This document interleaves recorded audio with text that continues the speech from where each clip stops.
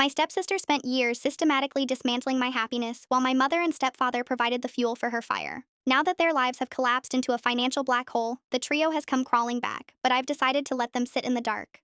Growing up, the golden child was treated like a fragile glass doll, while I was the reinforced steel she used to test her hammer.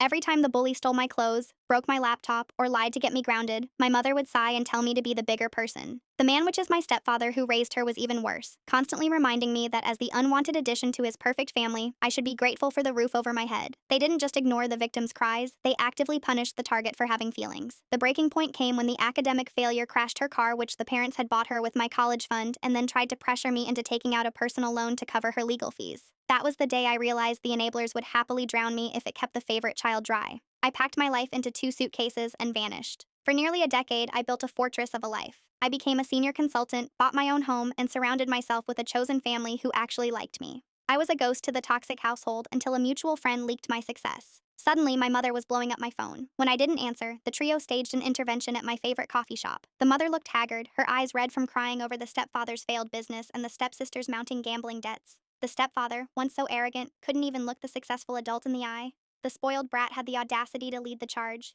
"You're living in luxury while your family suffers," the leech hissed, her voice dripping with the same entitlement she'd used to steal my toys 20 years ago. The parents nodded, expecting me to finally step up and fulfill my duty. I let them finish their pitch. I let my mother describe the eviction notice and the stepfather explain the bankruptcy. Then, I pulled a folder from my bag. Inside wasn't a check, but a relational audit. I had spent weeks calculating the cost of every stolen item, every therapy session I needed because of the bully, and the exact amount of the college fund they had drained.